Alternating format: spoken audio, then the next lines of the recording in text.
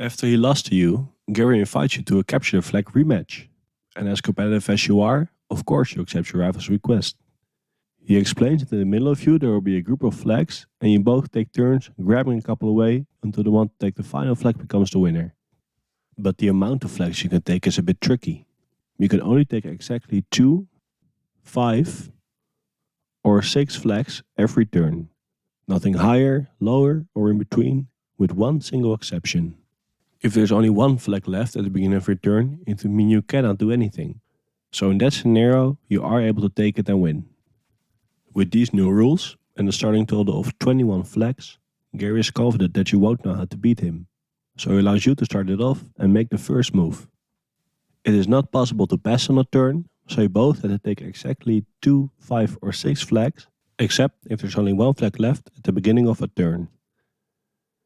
Can you find a guaranteed way to taking the final flag? Pause the video, get some pen and paper to figure it out, or let the video continue to find out the answer.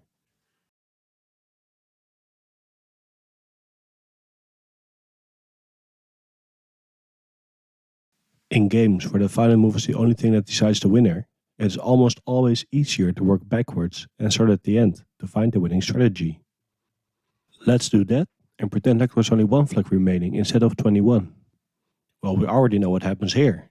It is the one exception to the flag number rule, so we can just take it and win. We probably don't need to write anything down to remember that, but it doesn't hurt to put a check mark on it. With that check mark, we signify that if there is one flag left when your turn starts, you will win. We can add a flag and it doesn't make it more difficult. 2 flags we're allowed to take, and if we take both, we take the final one as well. So we should sign it with a check mark again. If we go to 3 flags, it starts to get interesting. There aren't 5 or 6 flags to take away, and we aren't allowed to take 3. The only possible option is to take 2. Since you are forced to do this, Gary will have only 1 flag remaining, which you can just take to win. Therefore, if you have 3 flags remaining when it becomes your turn, you are guaranteed to lose.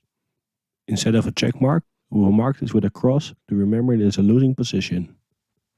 If we add another flag to go to 4, it is very similar to the situation with 3.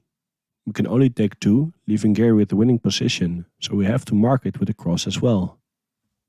Let's now look at 2 scenarios together. Starting with either 5 or 6 flags is very easy. We can just take them all and win. We can also be very annoying and play with them a bit by taking only 2 away. As we have just seen, if there are 3 or 4 left, it is a losing position. Gary will have to take 2 as well, leaving only 1 or 2 flags for us to take. But let's be good rivals and keep it nice. What happens if there are 7 left?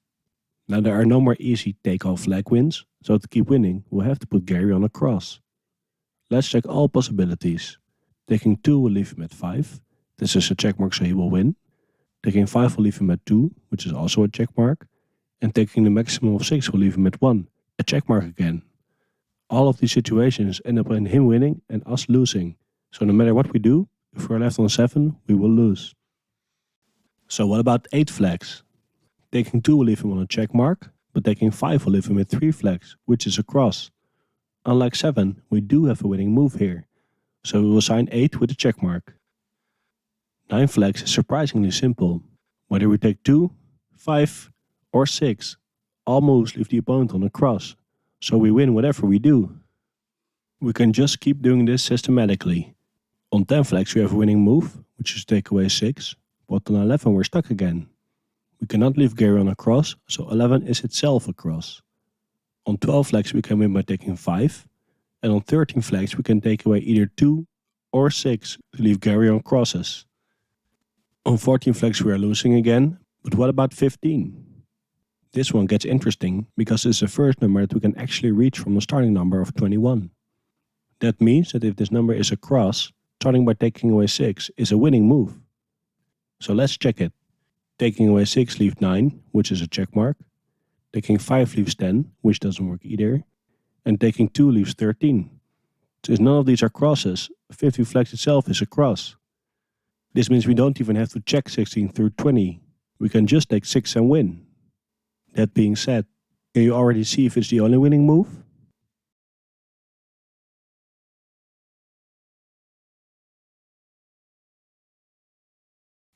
Starting with 6 is the only way to win. That is, because 7 flags below 21 you get 14, which is a cross. If you start by taking 2, Gary can just take 5, and if you start by taking 5, Gary can take 2. So you have to start by taking 6 flags to leave Gary on 15. Now, whatever he does, he will lose, and he decides to take 2 flags. You even have 2 ways of winning now, but let's say you copy him and take 2 as well. Being left with 11 flags, he chooses the only move that won't lose immediately, so he takes 2 again. At this point, whatever you do will win you the game.